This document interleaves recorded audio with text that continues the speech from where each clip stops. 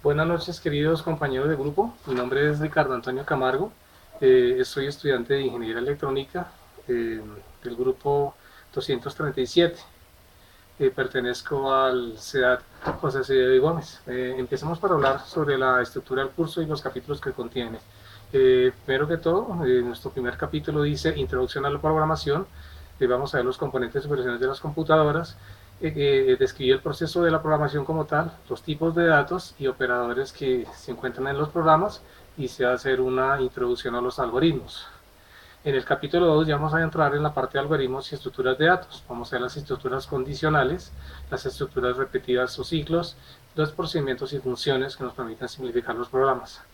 Y en el tercer capítulo vamos a ya centrarnos como tal en un lenguaje de programación. Vamos a ver la introducción del lenguaje de programación, en este caso que es el C numeral, aplicar dentro de esto las estructuras simples, las estructuras repetitivas y una introducción a la programación orientada a objetos. Eh, Como fechas que tenemos para trabajar, para tener en cuenta, tenemos que ver que para el 24 de agosto se inicia la programación de tal de fechas. La etapa de reconocimiento, que es en esta que estamos trabajando, se finaliza el día 6 de septiembre del 2017. Eh, Tenemos luego el inicio de la parte de algoritmos y estructura de datos. Esa inicia el 7 de septiembre y finaliza el 4 de octubre con la entrega del respectivo trabajo. La unidad 3, que es el lenguaje de programación, se hace la instalación y configuración del entorno de desarrollo, inicia el 5 de octubre y finaliza el 18 de octubre. Como tal, tenemos un taller de lenguaje de programación que se inicia el 19 de octubre y finaliza el 16 de noviembre. Y ya viene la lección, ya parte evaluativa como tal, que inicia el 17 de noviembre y finaliza el 29 de noviembre. El examen final, el examen nacional, está programado para el inicio en el 30 de noviembre y finalizar el 13 de diciembre. ¿Qué se entiende por programación de computadoras? Es el proceso de diseñar, codificar, depurar y mantener el código fuente de una computadora. ¿Qué es el código fuente de una computadora? Es donde nosotros plasmamos el código o la secuencia de operaciones o las estructuras de datos que nos llevan a la obtención de una solución a una problemática que hemos establecido. Crear ese lenguaje, ese programa fuente, tiene una serie de estructuras, una serie de instrucciones que codificadas nos llevan a la solución, a la obtención de un problema. Encontramos dentro ya de la historia de las computadoras que inicialmente las computadoras eran muy sencillas en cuanto a su manera de la programación, es muy simple pero muy compleja a la vez. Recordemos que pues las computadoras inicialmente entienden esto que es el lenguaje máquina, que es los lenguajes de unos y ceros. En, en el periodo inicial de la programación de computadoras esto se hacía cableando los circuitos prácticamente a mano, no había una manera de utilizar los programas de otra manera. Posteriormente ya llegaron los lenguajes ensambladores, que era una manera de hacer una interfaz humana a este lenguaje de máquina, en la cual las instrucciones se introducían a la computadora por medio de tarjetas perforadas. Posteriormente vinieron ya los lenguajes que eran los programas interpretados, que ya añadieron una evolución, las instrucciones se ejecutaban una a una, y posteriormente ya llegaron unos lenguajes de mayor nivel que fueron el Fortran y el COBOL, donde ya existieron los mismos compiladores que ya permitían la ejecución de los programas y la corrección de estos. Ya cuando llegó la parte de la informática casera, que fue la aparición de los personal computers, apareció un lenguaje que se llamaba BASIC. Este lenguaje BASIC posteriormente fue tomado por Microsoft y otras compañías, donde ya permitían que la programación llegara a las personas comunes y corrientes. Ya desarrollándose lenguajes de mayor nivel, llegó el lenguaje C, un lenguaje que ya era de cierta manera independiente del hardware de la máquina, permitía crear programas mucho más complejos, pero con interfaces muy sencillas. No eran de estilo visual como las que se tienen hoy en día formularios, sino eran interfaces de estilo como DOS, ¿no? Posteriormente aparecieron Java y los programas orientados a objetos, los programas que ya son visuales, los que tienen ventanas, los que tienen menús, donde la programación es mucho más compleja. La programación orientada es objetos, que en este caso un objeto tiene procedimientos, métodos, y es otro concepto de programación. Y ya posteriormente en estos días ya la programación se llama orientada a servicios. Bueno, ahora hablemos de un cuadro comparativo de lenguajes de programación. Mm, Tendríamos el lenguaje C++, que como les comenté anteriormente es un programa que ya permite hacer la programación orientada a objetos.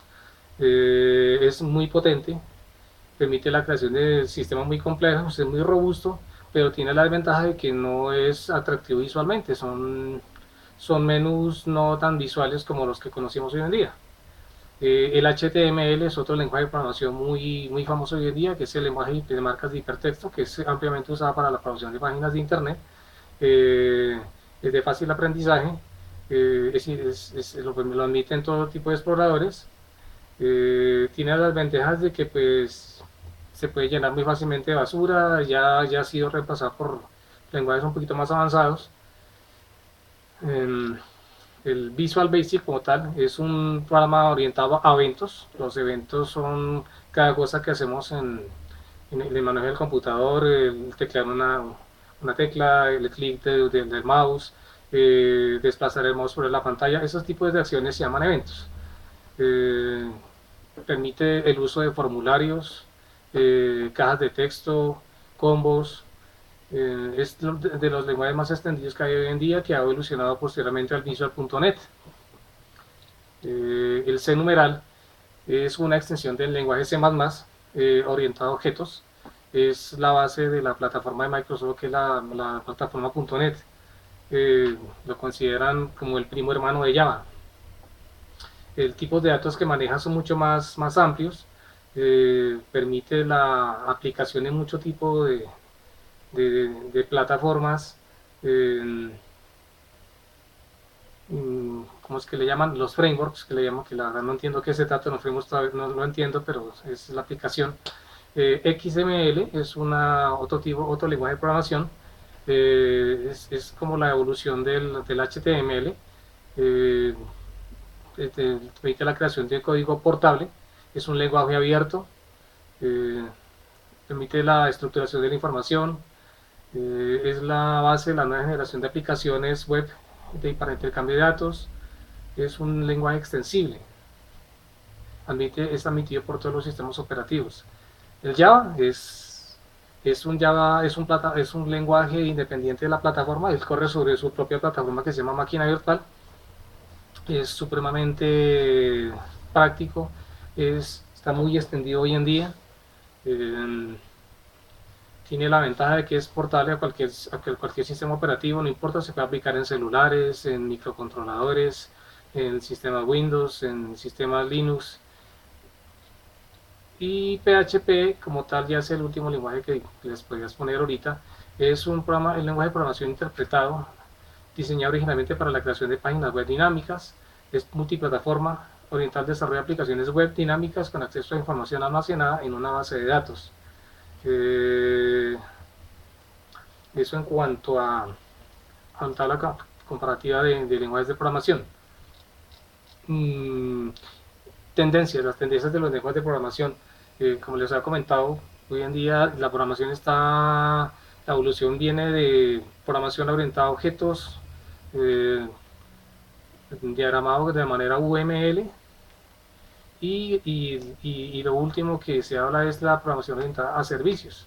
Hoy en día un programador, si quiere estar al día, tiene que saber por lo menos programar en Java, en PHP, en Python, en JavaScript, en Ruby, en HTML5, CSS6. Buenas prácticas de programación. ¿A qué se hace referencia a una buena práctica de programación? Son buenas costumbres que pueden tener los programadores para hacer su código más eficiente. Por ejemplo, encontrar estas buenas prácticas. Usar variables descriptivas y fáciles de identificar dentro del código. Esos nombres de variables que sean fáciles de identificar es una buena práctica para evitar la confusión al momento de que otro programador pueda leer, acceder a ese código fuente, lo pueda entender fácilmente. El código fuente debe ser lo más simple posible y fácil de entender, evitando el excesivo uso de instrucciones, o romper la secuencia de las instrucciones con gotos, con breaks. Y por último, una excelente práctica de programación es documentar. Hay que documentar muchísimo la programación para poder hacerla entendible a uno y a los demás programadores. Y por último, hablemos un poco del lenguaje numeral, que es el que va a ser el centro de este curso. Es un lenguaje de tipo visual, como les había comentado, un lenguaje para escribir ventanas Windows, con combos, con listas de desplazamiento, con capas de hipertexto. Es una extensión del lenguaje C, es un lenguaje orientado a objetos, utiliza los frameworks de Windows, se utiliza para crear aplicaciones cliente de Windows, servicios web de XML, componentes distribuidos, aplicaciones cliente-servidor, aplicaciones de base de datos y muchas otras aplicaciones. Es supremamente versátil y útil tener eh, conocimiento de ese numeral y en general de la plataforma .NET.